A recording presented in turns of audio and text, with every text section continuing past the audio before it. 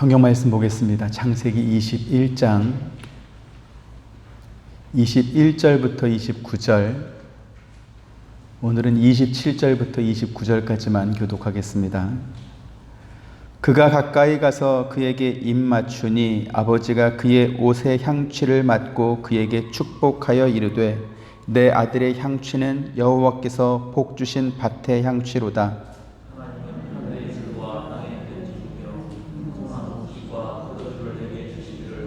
같이, 만민이 너를 섬기고 열국이 네게 굴복하리니 네가 형제들의 주가 되고 내 어머니의 아들들이 네게 굴복하며 너를 저주하는 자는 저주를 받고 너를 축복하는 자는 복을 받기를 원하노라. 아멘.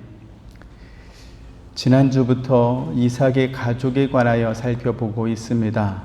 지난 시간에 이삭과 리브가 그리고 에서에 관해서 살펴보았고요. 오늘은 네 번째 인물인 야곱에 관하여 살펴보길 원합니다. 오늘 본문에 기록된 내용으로만 보면 야곱은 눈이 어두운 아버지를 속이고 형 에서가 받아야 할 축복을 가로챈 아주 고약하고 나쁜 사람입니다. 그런데 본문의 내용이 가르쳐 주려고 하는 것은 야곱이라는 사람은 자기의 성공을 위해서는 아버지와 형도 속이고 또 형이 받아야 될 축복까지 가로챈 나쁜 인간이었다. 이것을 강조하려고 이 말씀을 주신 것이 아닙니다. 오늘 본문은 이삭이 하나님의 말씀을 따르지 않고 인간적인 정과 또 인간의 관습에 끌리는 결정을 했을 때 하나님께서 어떻게 그의 잘못된 결정을 올바로 잡으시는가를 보여주는 그러한 내용이다라는 것이죠. 만약 이삭이 자기가 주고 싶은 사람에게 마음대로 복을 줄 수 있다라고 한다면 뒤에 이제 에서가 들어와서 앞에 아버지한테 먼저 와서 음식을 대접하고 복을 받아간 사람이 사실은 야곱이었고 내가 장자 에서입니다 이렇게 말을 했을 때 고약한 놈, 또 저것이 거짓말했구나, 앞에 내가 야곱에게 준 복은 다 무효로 하고 내가 너한테 다시 주마 이렇게 해서 에서에게 복을 줄 수 있어야만 합니다. 하지만 성경이 증언하는 것처럼 이삭은 자기가 자기 입으로 빌어준 축복임에도 불구하고 에서에게 내 아들아 내가 네게 무엇을 해줄 수 있으랴 라고 하면서 앞서 야곱에게 빌어준 축복을 돌이킬 수 없다 이렇게 말합니다. 그리고 자기가 야곱에게 속은 사실을 깨닫고 나서는 심히 떨면서 그가 반드시 복을 받을 것이다 이렇게 또 강조해서 말하기도 합니다. 이삭의 이 말은 무엇을 의미하는 것일까요? 야곱이 자기를 속이고 에서가 받아야 될 복을 야곱이 받았다라는 이 사실을 통해서 하나님께서 복 주길 원하는 사람은 하나님께서 선택하신다라는 것을 이삭이 깨닫게 되는 것입니다. 이렇게 되다 보니까 이삭의 말을 듣고 사냥도 다녀오고 음식도 아버지가 좋아하는 별미 음식도 만들어서 가져온 이 에서만 억울하게 되었습니다. 예전에 에서가 야곱에게 장자 명분을 팔 때는 그나마 한 그릇 팥죽이라도 얻어 먹었습니다. 그런데 이번에는 야곱에게 받은 것은 아무것도 없습니다. 또 자기가 팥죽 한 그릇에 장자의 명분을 넘길 때처럼 내가 너한테 이거 넘겨줄게 이렇게 아버지로부터 받을 축복권을 넘겨받은 적도 없었습니다. 그렇다 보니까 이 에서가 이삭에게 울며 불며 매달리는 것이죠. 남은 부스러기라도 좋으니까 나에게도 아버지 좀 축복을 좀 해주십시오 이렇게 간청했던 것입니다. 34절부터 40절 같이 봅니다. 한 절씩 봅니다.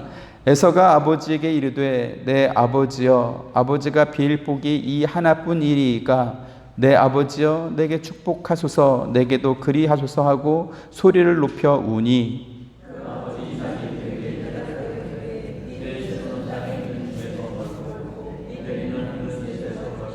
같이 너는 칼을 믿고 생활하겠고 내 아우를 섬길 것이며 네가 매임을 벗을 때에는 그 멍에를 내 목에서 밀쳐버리라 하였더라. 아멘.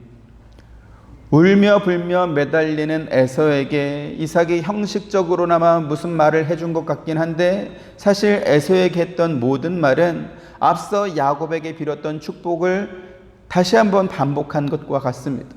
바꿔 말씀드리지만 하나님께서 야곱에게 복을 주셨고 에서에게는 주지 않았다라는 것을 이삭의 말을 통해서 또 확인하는 것입니다. 그렇다 보니까 억울한 건 에서입니다. 에서만 억울하게 됐습니다. 누가 봐도 야곱이 나쁜 사람인데 어떻게 하나님은 아버지와 형을 속인, 그래서 형이 받아야 될 축복을 가로챈 이 야곱을 그냥 내버려 두냐라는 것이죠. 그래서 우리가 성경을 정확하게 알아야 하는 것입니다. 또한 그 성경을 통해서 우리에게 자신을 알게 하신 하나님을 우리가 배워야 되는 것입니다. 인류의 발전은 도구의 개발에 따른 농업기술의 발달과 또 전쟁 무기의 개량으로 인한 전쟁의 역사를 통해서 발전이 되었습니다. 고대와 17세기 이전의 중세까지만 해도 사람들의 관심은 먹고 사는 것이었습니다. 또 당시의 철학이나 종교, 당시의 종교는 기독교죠. 이것들이 가르치는 것은 윤리와 도덕 그리고 권위에 대한 복종을 주로 가르쳤습니다. 그런데 16세기에 일어났던 종교개혁 이후에 17세기 후반부터 18세기에 이르러 계몽주의가 절정을 이루게 됩니다. 그건 뭐냐면 인간의 존엄과 자유와 평등을 이렇게 사람들이 중요시하게 생각하고 그것이 시대 정신이 되었던 것입니다.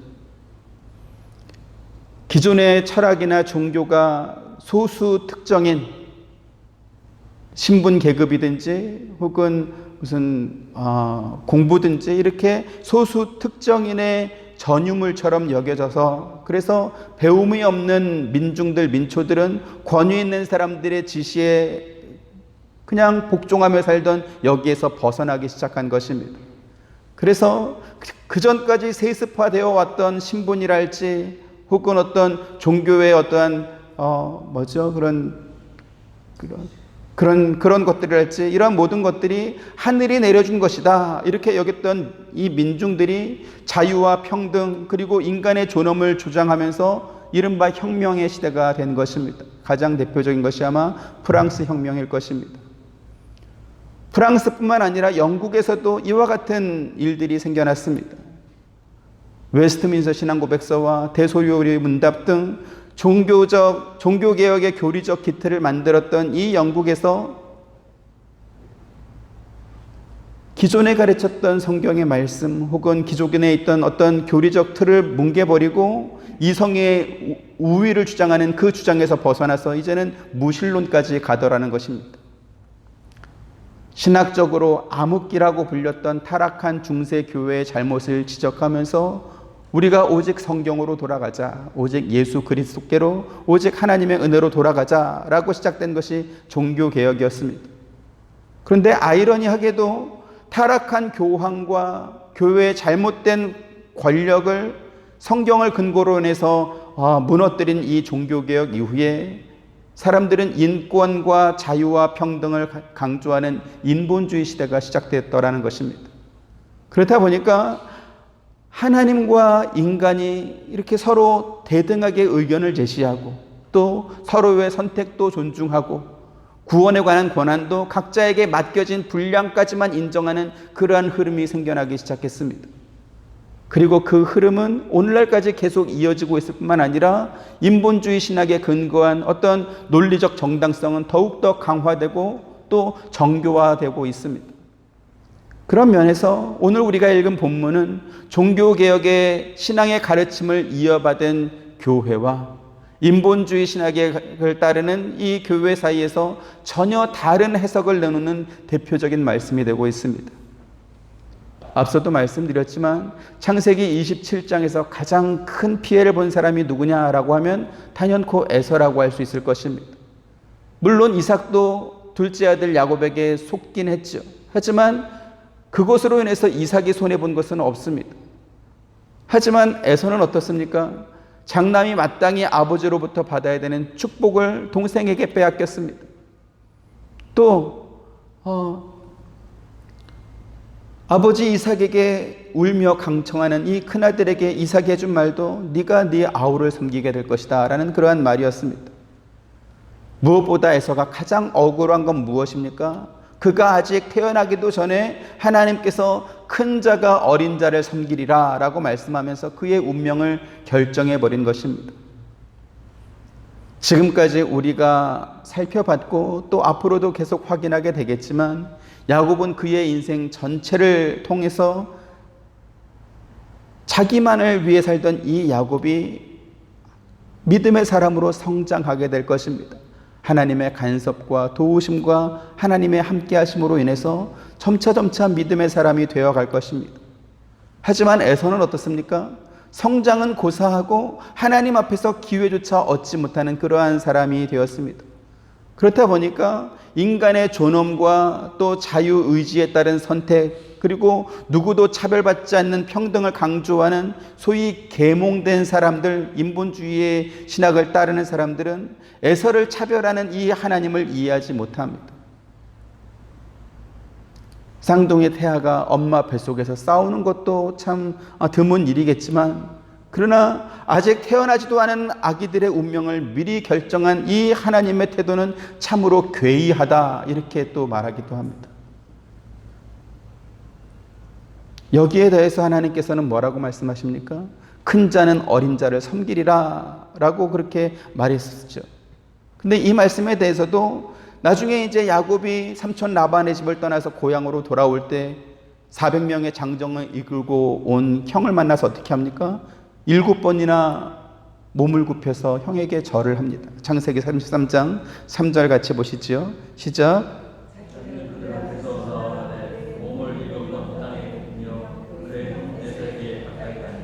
네. 당시 고대 근동의 어떠한 관습에 의하면 몸을 7번 굽혀서 절을 하는 것은 신하가 왕에게 하는 그러한 예입니다. 물론 이 말씀만을 근거로 해서 하나님의 예언이 완전히 틀렸다 이렇게 주장하지는 않지만, 그러나 야곱이 에서에게 7번이나 절한 것은 사실 아니냐 이렇게 또 따져 묻고 있습니다. 그러면서 하늘의 뜻이라면 단지 우리에게는 순종이 요구될 뿐이겠지만, 그러나 형제끼리 싸우기보다는 서로 사이좋게 지내는 것이 좋지 않냐 라면서 미워하지 말자, 이렇게 오늘 본문을 가지고 설교를 하고 있습니다. 하나님께서 야곱에게 복을 주시고 그의 삶에 동행하겠다 이렇게 말씀하신 것이 괴이한 일입니까? 그리고 오늘 본문의 말씀이 야곱과 에서가 서로 싸우지 않고 사이좋게 살기를 말씀하시는 것이다. 과연 그런 것입니까? 우리를 구원하고 우리에게 성경을 주신 하나님을 이해하지 못하면 이렇게 자기들이 이해하는 수준에서 본문을 해석하게 되고 또 그렇게 적용하게 되는 것입니다. 성경의 초점은 뭐죠? 하나님께서 야곱의 어떤 면을 좋게 여기셔서 그에게 복을 줄 사람으로 야곱을 선택하셨는지, 혹은 야곱이 형에게는 없는 어떤 자격이나 조건을 갖추었는지에 대해서 설명이 없습니다. 또 반대로 에서가 어떤 면이 부족해서 하나님의 눈밖에 났는지도 말하지 않습니다.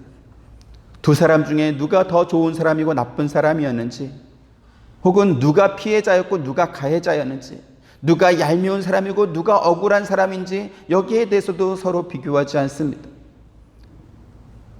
오직 하나님께서 복주기로 작정하고 자녀로 삼은 야곱이 있다, 그러한 사람이 있다, 이것을 강조할 뿐인 것이지.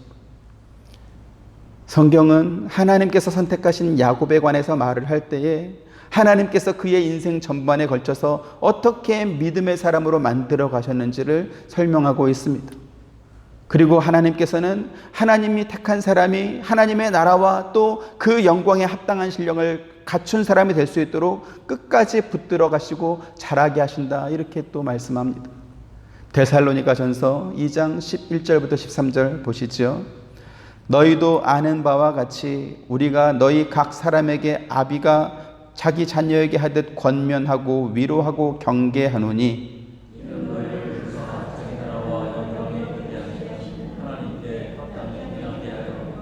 같이 이러므로 우리가 하나님께 쉬지 않고 감사함은 너희가 우리에게 들은 바 하나님의 말씀을 받을 때에 사람의 말로 아니하고 하나님의 말씀으로 받음이니 진실로 그러하다. 이 말씀이 또한 너희 믿는 자 속에서 역사하느니라. 아멘. 하나님께서 우리에게 주시는 말씀은 아버지가 자녀에게 권면하고 위로하는 것처럼 따뜻하게 말씀하시고 또 때로는 엄숙한 경고로 말씀하신다. 이렇게 성경이 말합니다. 왜 따뜻한 말씀뿐만 아니라 엄숙한 경고의 말이 필요한 것입니까? 12절 말씀과 같이 하나님께서 우리를 부르셔서 그리스도와 함께 하나님의 영광에 참여할 만한 그러한 존재로 만들어 가셔야 되기 때문에 그렇게 하시는 것입니다. 하나님께서 어떠한 방법으로 우리를 하나님의 영광에 합당한 존재로 만들어 가실까요? 바로 하나님의 말씀으로 만들어 가신다 그랬습니다. 그 말씀이 우리의 삶 속에서 역사하도록 이끄셔서 마침내 하나님께서 영광을 받으실 만한 그러한 존재가 되도록 하나님께서 만드신다라는 것이죠. 그래서 성경이 야곱을 통해서 우리에게 가르쳐 주시는 하나님의 복주심이란 바로 이런 것입니다. 하나님께서 당신의 모양과 형상대로 사람을 지으시고 그 사람으로 하여 하나님께서 만드신 모든 창조 만물을 다스리고 지키도록 하셨습니다. 하지만 사람은 어떻게 했습니까? 하나님의 손으로 지음받은 만들어진 바된 이 사람이 피조물로서 자신의 신분을 망각하고 하나님처럼 되기 위해서 선악과를 따먹고 타락하여 영원한 멸망을 자초하고 말았습니다. 최초의 하나님께서는 이 사람이 영원토록 하나님께서 주시는 이 복을 받을 만한 그러한 존재로 만드셨는데 사람이 스스로 타락하여 오히려 영원한 형벌을 받게 되는 그러한 존재가 되고 만 것입니다. 사람이 스스로 타락하여 영원한 형벌을 받는 자가 되었죠. 그런데 사람만 타락한 것이 아니라 또 어떻게 됐죠? 그 사람으로 인해서 땅도 하나님으로부터 저주를 받고 말았습니다. 그래서 이 상태로 그냥 끝나버린다. 사람은 스스로 타락해서 영원한 형벌을 받는 존재가 되었고 땅은 그 사람으로 인해서 저주받고 그냥 끝나버렸다라고 한다면 하나님께서 천지를 창조하시고 사람을 지으신 그 목적과 그 뜻이 다 그냥 망쳐버리는 것입니다. 하나님이 실패자가 되는 것입니다. 그래서 성경이 우리에게 가르쳐주는 것은 무엇입니까? 세상을 창조하신 하나님께서 이렇게 인간이 망쳐버리고 망가뜨려버린 이 세상, 특히 스스로 죄를 선택한 사람을 어떻게 하나님께서 옳게 바르게 만들어 가시는가, 어떻게 구원하여 바로잡으시는가를 성경 전체가 가르쳐주고 또 우리에게 말해주는 것입니다. 에베소 1장 17절 같이 보시죠. 시작.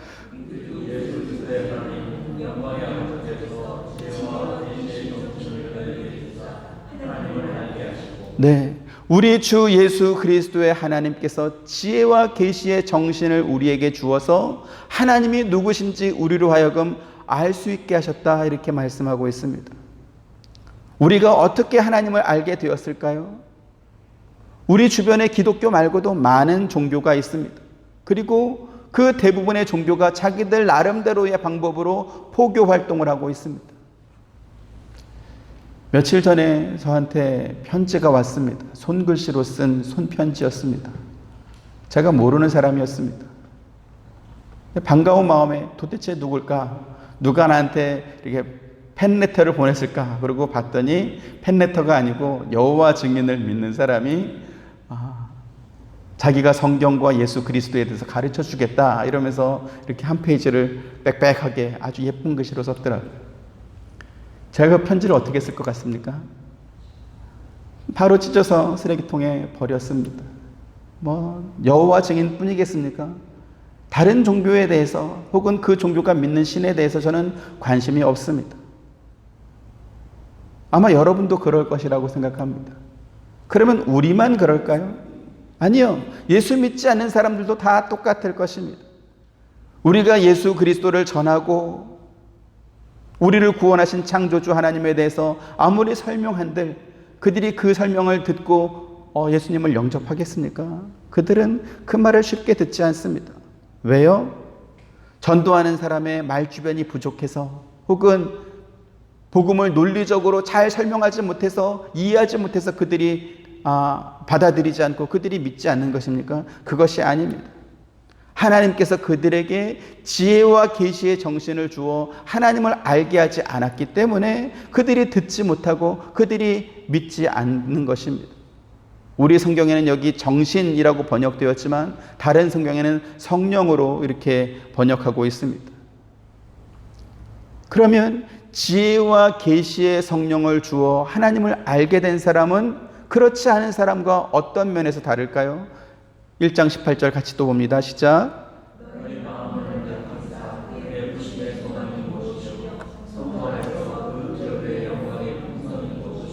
네, 성령께서 우리 마음의 눈을 밝혀주셔서 하나님을 더욱더 잘 알게 하신다라고 말했습니다. 그 하나님은 어떤 하나님이십니까? 부르심을 받은 우리가 품고 살아야 될 소망이 무엇인지 가르쳐주고, 또 하나님께서 우리에게 주시겠다고 하는 그 영광의 유업이 얼마나 풍성한지를 알게 해주는 것입니다. 오늘 본문의 야곱이 그 유업의 풍성함을 안 것입니다. 언제요? 어떻게요? 그가 아직 엄마의 태중에 있을 때 하나님께서 그를 선택하고 그를 부르셨기 때문에 그가 알게 된 것입니다. 그래서 야곱과 에서는 하나님께서 주시는 이 유업의 풍성함을 아는 사람과 모르는 사람의 차이를 정확하게 보여주는 대표적인 사례라 할 수 있습니다. 동생인 야곱은 배고픈 형에게 음식 한 그릇을 주어서라도 이 유업을 받을 수 있는 장자의 명분을 자기 것으로 만들고 싶어 했습니다. 또 눈이 어두워서 잘 보지 못하는 아버지를 속여서라도 이삭이 에서에게 주려고 했던 그 장자의 축복을 기필코 자기 것으로 만들어낸 쟁취하고만 그러한 사람이었습니다. 물론 야곱의 이와 같은 행위는 사회적으로 손가락질 받을 만한 정말 나쁜 행동이었습니다. 하지만 성경에서는 어떻게 말합니까? 형을 속인 야곱의 잘못에 대해서는 지적하지 않습니다. 오히려 한 그릇의 음식 때문에 맏아들의 특권을 팔아버린 에서와 같은 불신앙의 사람을 되지 말라, 이렇게 에서를 책망하고 있습니다. 만약 앞서 말씀드린 것처럼 인본주의 신학자들이나 목회자들이 말하는 것처럼 오늘 본문이 형제간에 미워하거나 서로 다투지 말고 싸우지 말라라는 그러한 어떤 교훈이었다고 한다면 누구를 야단을 더 쳐야 돼요? 야곱을 야단을 더 쳐야 되죠. 너 이렇게 못돼 먹었냐? 너는 그렇게 하면 안 된다. 또 에서가 물론 조금 우둔한 면이 있다, 이렇게 해가지고 양비론으로 야단을 쳐야 되겠죠. 하지만 오늘 본문은 야곱이 어떤 나쁜 짓을 했는지 자세하게 기록하면서도 그의 행동에 대한 잘잘못에 대한 평가는 기록하지 않았습니다. 왜요? 오늘 본문이 아버지와 형을 속인 야곱의 잘못을 지적하려고 기록한 것이 아니기 때문에 그런 것입니다. 그러면 성경은 우리에게 무엇을 가르쳐 주려고 하는 것입니까? 그 아버지 이삭에게 원인이 있다라는 것이죠. 이삭이 하나님의 뜻과 반대되는 결정을 내린 것입니다. 하나님은 야곱이라고 했는데 야곱이 아니라 에서에게 장자의 축복을 주려고 하니까 하나님께서 그의 잘못된 행동을 바로 잡아주는 것입니다. 바꿔서 말씀드리면, 만약에 이삭이 하나님께서 그에게 말씀하신 대로 야곱에게 장자의 축복을 해 주려고 했다면 아마도 야곱이 형을 속이고 아버지를 속이는 그러한 일은 없었을지도 모릅니다. 물론 이것은 가정이기 때문에 만약에 이삭이 에서가 아니라 동생 야곱에게 장자의 축복을 주려고 한다라고 하면 또 다른 어떤 사건이 벌어질 개연성은 충분히 있을 것입니다. 하지만 변하지 않는 사실은 무엇입니까? 에서와 야곱이 아직 엄마의 태중에 있을 때 하나님께서 이삭에게 주셨던 그 말씀이 반드시 이루어졌다라는 것입니다. 계속해서 에베소 1장 19절 또 봅니다. 시작.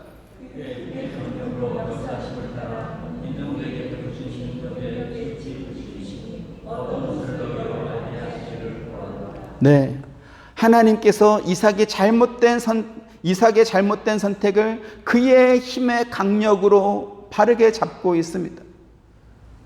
그러면 왜 하나님께서 야곱이 아버지와 자기 형을 속이도록 그렇게 허락하셨을까라는 그러한 의문이 남지요. 여기에 대해서는 성경이 말씀하지 않았기 때문에 우리가 정확한 이유를 알 수는 없습니다. 장차 우리가 천국에 가게 되면 하나님께 물어봐야 되겠죠. 하나님 왜 그렇게 하셨습니까? 그러나 이러한 추정은 우리가 할 수 있을 것 같습니다. 하나님께서 큰 자가 어린 자를 섬기리라 라고 말씀하셨고, 이삭과 리브가는 하나님께서 말씀하셨던 큰 자가 누군지 작은 자가 누구인지는 그들이 출생하는 그 순서를 통해서 알 수 있었을 거다라는 것입니다. 그러면 가장 자연스러운 방법은 무엇입니까? 에서가 자기가 야곱보다 먼저 태어났다는 것을 태어나는 순간부터 알았을까요? 그거 알 수가 없죠. 부모가 그것을 가르쳐 주었고, 그들이 자랄 때 이삭과 리브가가 에서를 형으로 이렇게 말해주고 가르쳐 주었기 때문에 그들이 알게 된 것입니다. 바꿔 말씀드리면 이삭과 리브가가 하나님의 말씀을 기억해서, 물론 순서상으로는 에서가 먼저 나왔다 할지라도 그들이 어떤 생각이 생기고 사리 분별이 생기고 할 때 야곱이 먼저 태어났어 이렇게 말해서 야곱을 형으로 만들어 줬다면 이러한 상황들은 발생하지 않았을 것입니다. 야곱과 에서가 어떻게 태어났습니까? 결혼하고 20년이 지나도록 자식이 없어서 하나님 앞에 간절히 기도했을 때 하나님께서 그들의 기도를 들어서 야곱과 에서가 태어나도록 하나님께서 해줬습니다. 엄마 뱃속에서 이 쌍둥이 아이들이 막 싸우고 할 때, 그래서 너무나 걱정되니까 하나님께 이거 어떻게 내가 해야 됩니까? 기도하면서 물었잖아. 그래서 하나님께서 큰 자가 어린 자를 섬기리라, 이 족속이 다른 족속보다 강하리라 하나님께서 말씀해 주지 않았습니까? 그렇게 말씀한 것이 너무나 오래전 일이어서 한 20년쯤 전의 일이어서 제가 깜빡했습니다 그러면 그럴 수 있을 것입니다. 하지만 지금 이 상황은 그렇지 않습니다. 저는 아기를 낳아본 적이 없기 때문에 태동이란 걸 모릅니다. 근데 여인들이 임신하고 태동을 느낄 때는 대략 20주를 전후해서, 임신 20주를 전후로 해서 그렇게 느낀다고 합니다. 더구나 쌍둥이 아이들이 뱃속에서 이렇게 다투는 것을 엄마가 느낄 정도였다면 출산을 얼마 남기지 않은 그러한 시점이었을 것이다 이렇게 또 생각할 수 있습니다.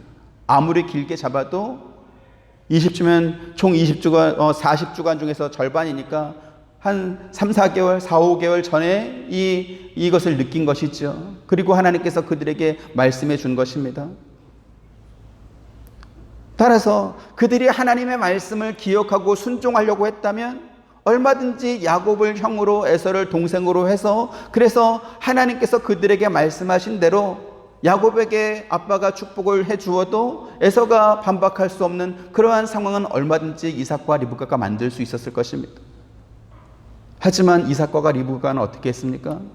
그렇게 20년 동안 그동안 자식이 없어서 하나님 앞에 간절히 기도했었고, 또 엄마 뱃속에서 두 아이들이 막 싸워가지고 이건 잘못되는 거 아닌가 걱정하는 마음에 하나님께 기도했을 때 하나님께서 그들에게 가르쳐 주어서도 그 하나님 말씀을 기억하지 못했더라는 것입니다. 그 결과 지금 야곱의 잘못된 행동을 그들이 당하고 있습니다. 사람들은 정말 희한합니다. 하나님께서 처음부터 바른 길을 미리 말씀해 주셨어도 그 말씀을 기억하지 못하고 자기들이 죄를 짓고 자기들이 잘못해놓고 그 책임은 또 하나님께로 전가합니다. 이러한 일들이 성경의 역사에서 계속 반복됩니다. 가장 대표적인 예를 하나 꼽자면 아마 아합 시대에 엘리야가 바알과 아세라의 선지자 850명과 기도했던 기도의 대결을 우리가 꼽을 수 있을 것입니다. 아합 왕은 남북 이스라엘 역사를 통틀어서 모든 왕 중에서 가장 악한 왕이 아합입니다. 하나님께서는 이 아합 왕의 죄를 물어서 북이스라엘에 3년 동안 비가 내리지 않는 심각한 기근을 내리셨습니다. 열왕기상 17장 1절 같이 보시죠. 시작.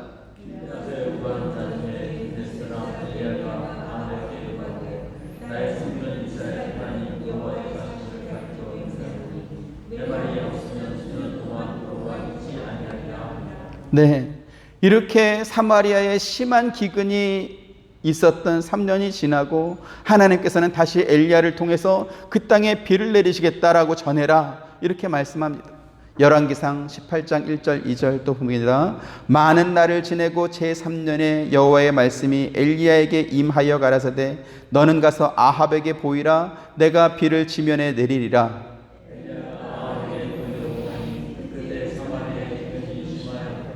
네, 이렇게 엘리야와 아합이 만나게 됩니다. 그런데 아합은 지난 3년 동안 사마리아에 이렇게 비가 내리지 않고 심각한 기근이 있었던 이유가 뭐라고 생각했냐면 엘리야가 저주했기 때문이다 이렇게 생각했습니다. 그래서 열왕기상 18장 16절 17절 또 봅니다. 오바댜가 가서 아합을 만나 고함에 아합이 엘리야를 만나러 하여 가다가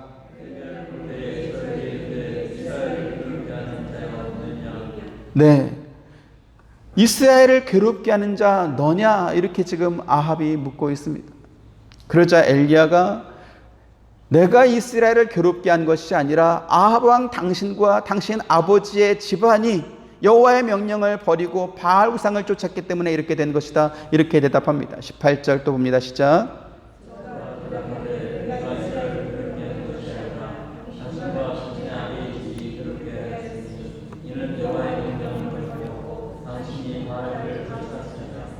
네, 엘리야는 사마리아에 기근이 있었던 이유를 분명하게 하기 위해서 아합 왕이 먹여 살리고 있는 바알과 아세라의 모든 선지자들을 다 함께 모아서 갈멜산에서 기도 대결을 하자 이렇게 제안했습니다. 19절 20절 또 봅니다. 그런즉 보내어 온 이스라엘과 이세벨의 상에서 먹는 바알의 선지자 450인과 아세라의 선지자 400인을 갈멜산으로 모아 내게로 나아오게 하소서.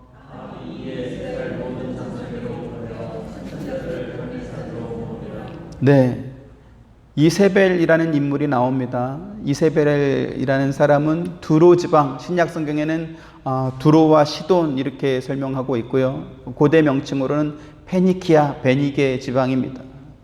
그곳의 왕의 딸로 아합과 결혼할 때 수백 명의 바알의 선자와 우상의 이세벨의 선자를 이스라엘로 데리고 와서 이스라엘에서 포교 활동을 했던 그러한 사람입니다.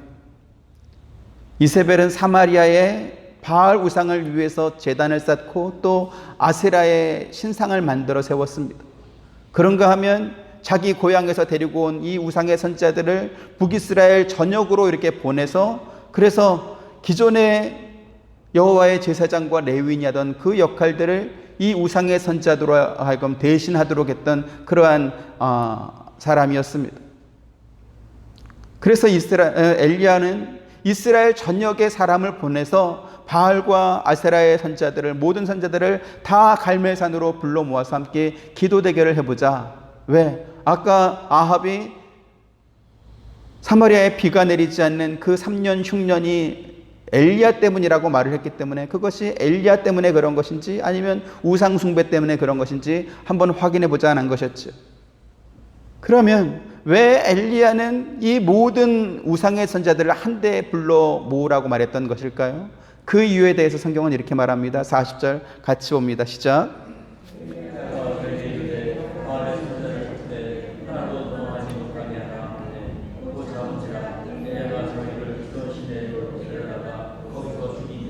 네, 지금 이 말씀은 앞서도 말씀드렸던 것처럼 인본주의 신학을 하는 사람들에게 있어서 상당히 논쟁거리의 어떤 근거가 되는 그러한 말입니다. 이 사건을 단지 열왕기상 18장 한 장만 놓고 보면 야, 엘리야가 너무했다. 하나님이 너무 심했다. 어떻게 850명을 한꺼번에 죽일 수 있냐? 이건 너무 잔인하지 않냐? 이렇게 말합니다. 그런데요, 하나님께서는 아합의 시대가 있기 전에 아직 이스라엘이 가나안 땅에 들어오기도 전에 우상 숭배하는 사람은 다 죽이라 하나님께서 이미 모세에게 시내산에서부터 가르쳐줬던 그러한 명령이 있었습니다. 신명기 13장 6절부터 10절 내 동복 형제나 내 자녀나 내 품의 아내나 너와 생명을 함께하는 친구가 가만히 너를 꾀어 이르기를 너와 내 열조가 알지 못하던 다른 신들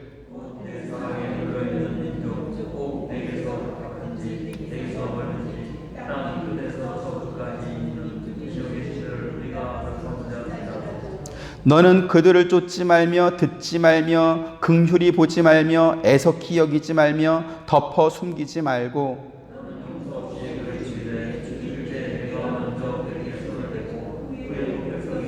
같이 그는 애굽 땅 종되었던 집에서 너를 인도하여 내신 내 하나님 여호와에게서 너를 꾀어 떠나게 하려 한 자니 너는 돌로 쳐 죽이라 이랬습니다. 아합이 우상을 섬기는 이세벨과 결혼하지 않았더라면, 또는 이세벨이 자기가 섬기는 우상과 우상의 선자들을 북이스라엘로 데리고 오는 것을 막았더라면 이와 같은 일은 벌어지지 않았을 것입니다. 또는 하나님께서 이 아합과 이세벨이 이스라엘 전역에 우상을 퍼뜨리고 우상의 선자들이 하나님의 제사장을 대신하고 레위인을 대신하게 하는 이 일이 있지 않도록, 혹은 그 죄를 물어서 3년 동안 흉년을 주었으니까 그동안이라도 아합이 하나님의 어떠한 경고를 기억해내고 말씀을 기억해내고 회개했더라면 850명이 한꺼번에 죽는 그러한 일은 없었을 것입니다. 지금 이 일이 갑자기 생긴 것이 아닙니다. 모세 시절에 이미 이스라엘에게 하나님께서 율법으로 그들에게 가르쳐 주었고, 또 어릴 때부터 그 율법을 집에서 가르치고 손목과 미간의 기호로 삼고 표로 삼고 그래서 달달 외우게 하고, 그러한 역사가 수백 년간 이렇게 이어져 왔음에도 불구하고 나라를 통치하는 왕이 그 하나님의 말씀을 기억하지 않고 듣지 않은 것입니다. 사마리아에 3년 동안 비가 내리지 않아서도 회개하지 않았습니다. 결국 아합이 지은 이 죄는 우상의 선자 850명이 한날 죽임을 당하게 되는 그러한 최후를 맞게 된 것이죠. 이것이 하나님이 너무나 무서운 분이어서 한번 화를 내면 850명도 눈 깜짝하지 않고 그냥 다 죽여버리는 잔혹한 분이기 때문에 이러한 일이 생긴 것입니까? 아닙니다. 만약에 그렇게 주장한다면 많은 사람들에게 피해를 끼치는 강력 사건의 범죄자나 혹은 마약을 파는 그러한 사람들, 이러한 사람들을 체포해서 벌을 주면 그 사람들의 인권을 존중하지 않는 처사라고 주장하는 것과 똑같은 것이 될 것입니다. 우리 격언에 불보듯 뻔하다라는 그러한 말이 있죠. 아직 일어나지 않은 사건 혹은 이제 막 시작된 사건이라 할지라도 그 일이 어떠한 결과를 만들어낼지는 마치 불을 보는 것처럼 의심의 여지 없이 확실하다라는 그러한 뜻입니다. 출애굽기 20장 3절에서 5절 보시죠. 너는 나 외에는 다른 신들을 내게 있게 말지니라.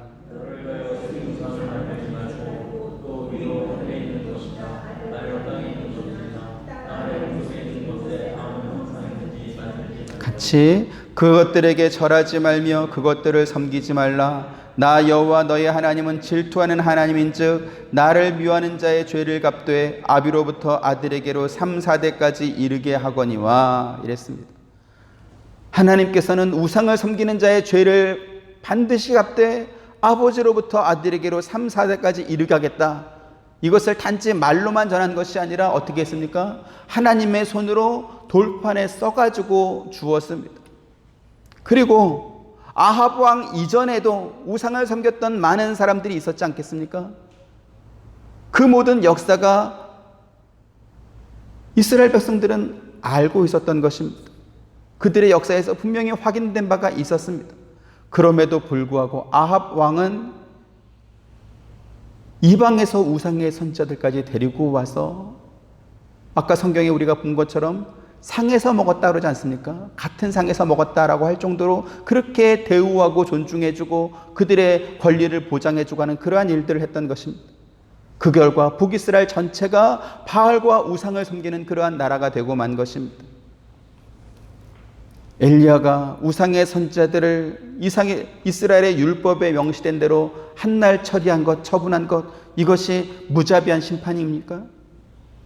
만약에 그렇다고 한다면 죄를 범하고 잘못한 사람에게 처벌과 배상을 요구하는 모든 법률들은 다 없애야 될 것입니다. 오늘 본문을 우리가 어떤 관점에서 이해해야 되는지 말씀드리고 있습니다. 오늘 본문을 아버지와 형을 속인 야곱과 또 동생에게 자기의 권리를 빼앗긴 에서를 중심으로 읽으면 인본주의적인 해석을 할 수밖에 없게 됩니다. 하지만 오늘 본문은 이삭의 거듭된 실수와 또 야곱의 잘못된 행위에도 불구하고 하나님께서 어떻게 당신께서 계획하신 대로 이 구원의 역사를 이루어 가시는지를 보여주는 그러한 말씀인 것입니다. 만약에 구원의 기준이 이삭처럼 실수하지 않고 에서처럼 동생에게 자주 속더라도 남에게 해를 끼치지 않는 그러한 것이 기준이 된다고 한다면 굳이 하나님이 있어야 될 이유는 없을 것입니다. 누구나 좋아할 만한 착한 사람, 누가 봐도 복받을 것 같은 그러한 사람들이 천국에 가는데 하나님이 왜 필요하겠습니까? 하지만 구원의 기준이 인간의 자격이나 성품이나 어떤 성취 여부가 아니라 인간을 창조하신 하나님께서 복 주실 사람을 친히 선택하여 부르신 것에 있기 때문에 우리에게 희망이 있고 또 소망이 있는 것입니다. 만약에 우리의 행위의 결과에 따라서 구원 여부가 결정된다고 한다면 우리는 일생 동안 얼마나 불안하고 초조하고 스트레스 받는 삶을 살겠습니까? 실수하면 안 되고 죄범하면 안 되고 잘못하면 안 되고 그래서 그것 때문에 전전긍긍한 그러한 삶을 살 수밖에 없을 것입니다. 이에 대해서 성경은 이렇게 말합니다. 시편 32편 1절 같이 봅니다. 시작. 허물의 사함을 얻고 그 죄의 가리움을 받는 자는 복이 있도다. 로마서 4장 8절. 주께서 그 죄를 인정치 아니하실 사람은 복이 있도다 함과 같으니라. 아멘. 이 두 말씀이 우리에게 주는 위로가 있습니다. 우리의 허물이 사함을 얻고 주께서 우리의 모든 죄를 용서해 주기 때문이다 라는 것이죠. 그래서 시편 기자는 우리에게 또 다른 위로를 이렇게 줍니다. 146편 5절 같이 봅니다. 시작. 야곱의 하나님으로 자기 도움을 삼으며 여호와 자기 하나님에게 그 소망을 두는 자는 복이 있도다. 아멘. 왜 야곱의 하나님입니까? 하나님께서 우리에게 복받을 만한 조건을 따져 묻지 않기 때문에 그런 것입니다. 야곱 같은 그러한 사람이지만 하나님께서는 그를 선택하여 그를 복주시기로 작정하시고 그의 일생 동안 그와 함께 하시면서 그가 믿음의 사람이 되도록 하나님께서 이끌어가지 않습니까? 받은 바 은혜를 모르고 하나님을 인간의 수준으로 끌어내린 뒤에 하나님의 주권마저도 나를 한번 설득해봐라. 내가 동의하면 내가 믿을 것이고 내가 동의 못하면 난 못 믿겠다. 이러한 교만을 버려야 될 것입니다. 아무 자격 없는 우리를 선택하여 구원하신 하나님께 감사하는 것, 그것이 우리의 도리 아니겠습니까? 야곱의 하나님께서 우리의 도움이 되어주신다 이렇게 말씀합니다. 이 말씀이 우리에게 큰 위로가 되는 것이죠. 야곱 같은 사람이라 할지라도 도우시는 하나님이시니 저와 여러분은 당연히 돕지 않겠습니까? 한번 옆에 분 보시죠. 야곱보다 괜찮아 보이시는지 못해 보이시는지. 어떤 것 같습니까? 좀 나은 것 같습니까? 못한 것 같습니까? 훨씬 낫죠. 제가 봐도 훨씬 난 것 같습니다. 그래서 얼마나 안심이 돼요. 그러한 사람도 하나님께서 도우시는데 그보다는 조금 더 착한 우리니까 얼마나 우리를 잘 도와주지 않겠습니까? 다시 한번 말씀하시죠. 안심이시겠습니다. 축하드립니다. 네. 이게 우리에게 위로입니다. 이거를 인간의 기준으로 누가 잘했고 누가 잘못했고 여기에서 이렇게 헤매면 진흙탕 속에서 빠져나오지 못하는 것입니다. 관점을 돌리십시오. 인간이 실수하고 인간이 잘못하고 인간이 허물이 있어도 그것과 상관없이 하나님께서 선택하여 빼내어 구원하여 이끌어 가시는 그 하나님의 손길을 우리가 믿고 알아야 신앙생활하는 맛이 나지 않겠습니까? 그래야 한 번쯤 실수해도 내가 실수해도 하나님께서 붙들어 가시지 이러면서 하나님께 나아가지 않겠습니까? 근데 왜 인본주의에 빠져서 여기에 얽매여 있는지, 왜 자기들끼리 착한 코스프레를 하려고 하는지 알 수가 없는 노릇입니다.